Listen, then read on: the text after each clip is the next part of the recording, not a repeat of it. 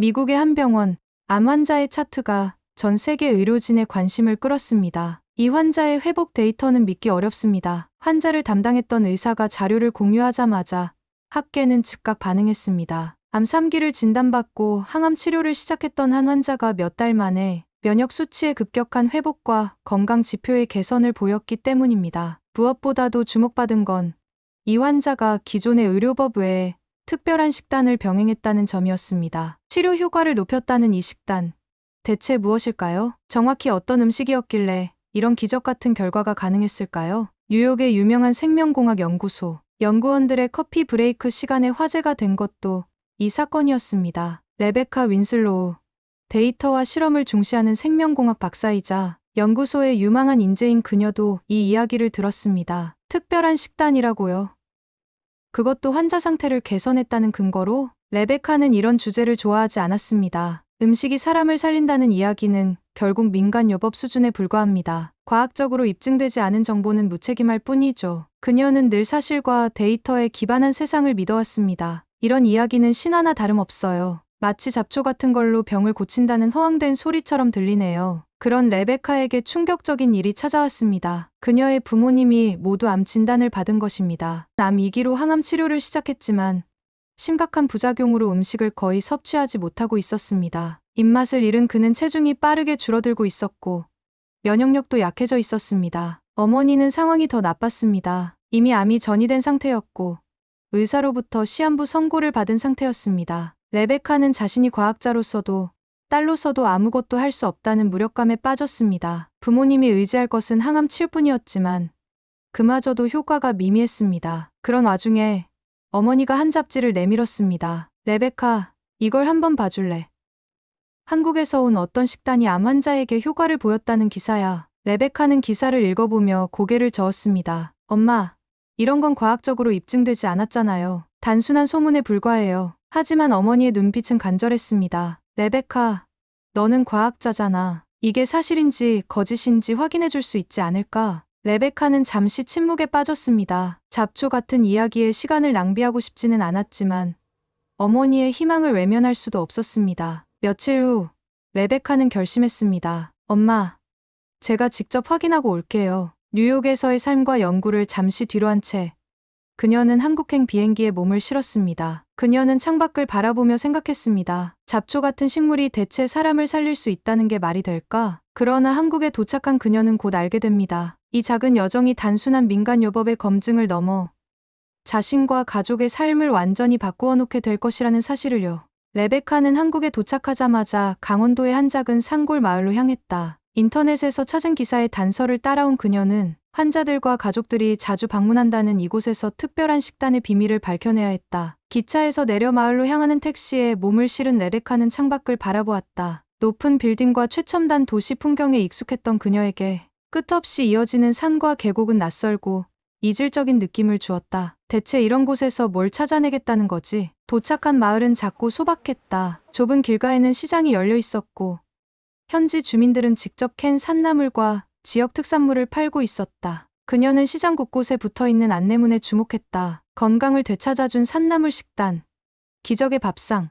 그녀는 콧방귀를 뀌었지만 어딘가 호기심이 생기는 건 어쩔 수 없었다. 레베카는 마을 주민의 추천을 받아 작은 식당을 찾았다. 간판도 낡아 보이는 이 식당은 평범해 보였지만 안으로 들어가자 느낌이 달랐다. 식당 안은 사람이 가득 찼고 대부분이 환자복을 입거나 체력이 약해 보이는 사람들이었다. 벽 한쪽에는 감사의 편지가 붙어 있었다. 산나물 덕분에 살아났습니다. 감사합니다. 이 음식을 먹고 면역이 살아났어요. 레베카는 조용히 자리에 앉았다. 식당 주인이 직접 그녀에게 다가와 물었다. 외국에서 오셨군요. 암 환자 가족이세요? 아니요, 제 부모님이 아프셔서 여기서 음식을 배워가고 싶어서 왔습니다. 주인은 말없이 미소를 짓고 테이블에 음식을 차리기 시작했다. 냉이 무침, 달래국, 쑥 튀김 같은 음식들이 하나둘 놓였다. 레베카는 의심 어린 눈으로 음식을 바라보았다. 이게 대체 뭐죠? 잡초 같은데요? 그러나 음식을 한 입 먹어본 순간 그녀의 표정이 바뀌었다. 신선함과 생생함이 입안 가득 퍼졌고 마치 자연 그대로의 생명력을 섭취하는 듯한 느낌이었다. 음식이 다 비워질 즈음 식당 주인이 레베카에게 다가왔다. 이건 단순한 음식이 아닙니다. 자연이 준 선물이죠. 레베카는 의아한 표정으로 물었다. 단순히 건강한 음식으로는 이 정도로 사람들을 회복시키기 어렵잖아요. 이 음식에 뭐가 특별한 건가요? 주인은 고개를 끄덕이며 설명을 이어갔다. 이 산나물들은 겨울을 이기고 가장 먼저 도단한 것들입니다. 생명력이 강하고 몸을 회복시키는 힘이 있어요. 그리고 저희는 조리법에도 신경을 씁니다. 항암 치료를 받는 분들도 부드럽게 드실 수 있게 영양소를 최대한 살리는 방식으로 요리하죠. 레베카는 조용히 고개를 끄덕였다. 그런데 그게 과학적으로도 증명될 수 있을까요? 주인은 웃으며 말했다. 우리 마을에서는 과학보다 경험이 더 빨리 증명합니다. 많은 사람들이 이 음식을 먹고 살아났으니까요. 하지만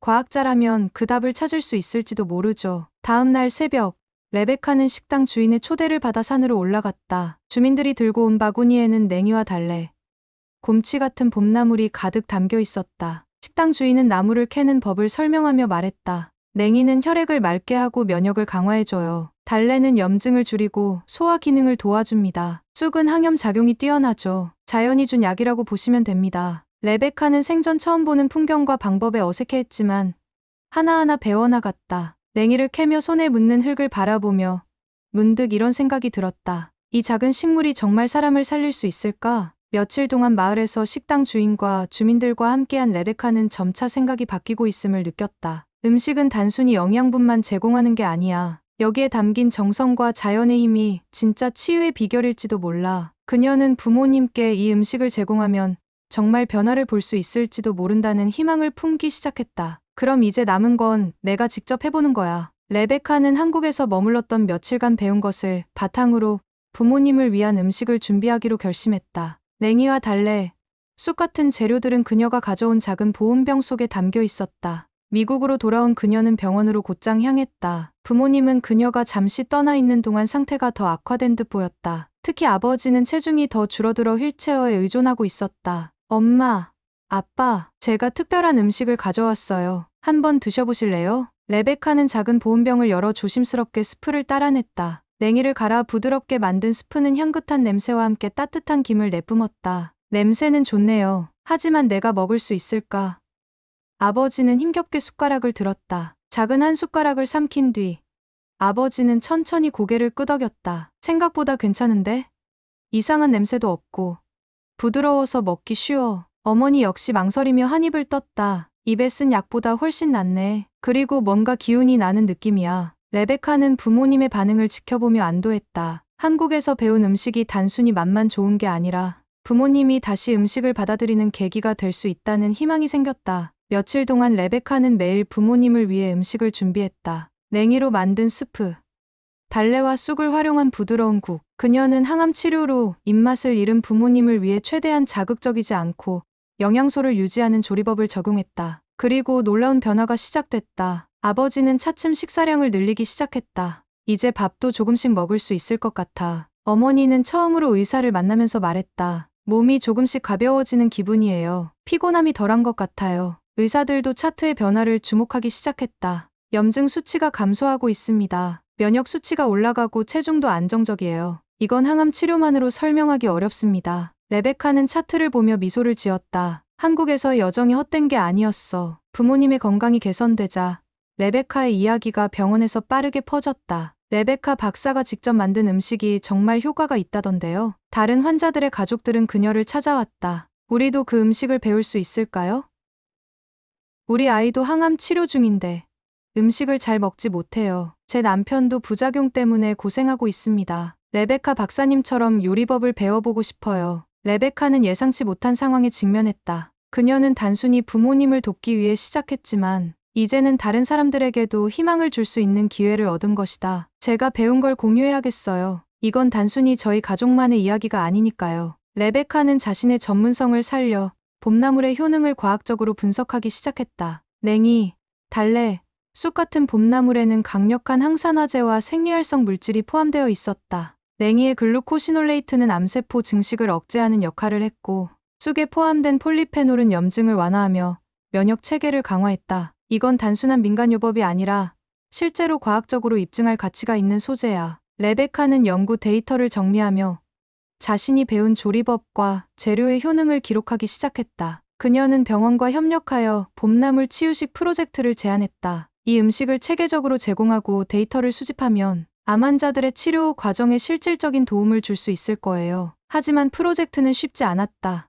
FDA의 승인 문제와 전통 음식에 대한 의료계의 보수적인 시각은 큰 장벽이었다. 단순히 음식을 바꾸는 것으로 치료 효과를 논한다는 게 비현실적으로 들린다. 한국의 식단이 전 세계적으로 채택될 가능성은 희박하다. 레베카는 포기하지 않았다. 이건 단순히 한국의 음식이 아니에요. 자연의 생명력과 과학이 만나면 어떤 일이 벌어질 수 있는지를 증명하는 겁니다. 병원 내 몇몇 환자들이 치유식 프로젝트에 동참하기 시작했다. 그중 한 소녀가 레베카의 음식을 먹고 처음으로 미소를 지었다. 엄마, 이거 정말 맛있어요. 나 다시 힘낼 수 있을 것 같아. 레베카는 그 모습을 보며 눈물을 참을 수 없었다. 이게 바로 시작이야. 더 많은 사람들에게 희망을 전할 수 있어. 이 작은 성공은 레베카가 전통과 과학의 조화를 통해 새로운 가능성을 열어나가는 발판이 되었다. 레베카의 부모님은 점차 건강을 회복해갔다. 아버지는 더 이상 휠체어에 의존하지 않았고 산책을 할 만큼 기운을 되찾았다. 어머니는 몇 달 전만 해도 시한부 판정을 받았던 사람이었다는 게 믿기지 않을 정도로 생기를 되찾았다. 이제 내가 직접 음식을 만들어보고 싶다. 어머니가 주방에 들어서며 한 말은 레베카에게 큰 울림으로 다가왔다. 그뿐만이 아니었다. 레베카가 주도한 봄나물 치유식 프로젝트는 점점 더 많은 환자와 가족들에게 영향을 미쳤다. 프로젝트의 일환으로 병원 내 온실이 만들어졌고 봄나물을 직접 재배해 암 환자들에게 제공하기 시작했다. 이 과정에서 레베카는 단순히 음식을 제공하는 것을 넘어 환자들과 가족들이 함께 음식을 배우고 나눌 수 있는 프로그램을 운영했다. 이건 단순한 치료식이 아니에요. 우리가 삶을 다시 살아가게 해주는 작은 희망입니다. 환자들의 감사 인사는 레베카와 프로젝트 팀에게 더 큰 사명감을 심어주었다. 프로젝트가 확산되며 봄나물의 효능에 대한 연구도 병행되었다. 레베카는 자신이 분석한 데이터를 정리해 논문을 발표했다. 냉이, 달래, 쑥 등 봄나물에 포함된 활성 성분들은 항암 치료의 부작용을 줄이고 면역 체계를 강화하는 데 실질적인 도움을 준다는 결과가 나왔다. 의료계도 조금씩 변하기 시작했다. 전통 식재료가 이렇게 강력한 생리활성 효과를 지니고 있다는 건 놀라운 사실입니다. 봄나물 치유식은 여러 병원의 항암 치료 보조 프로그램으로 정식 채택되었다. FDA의 승인 문제도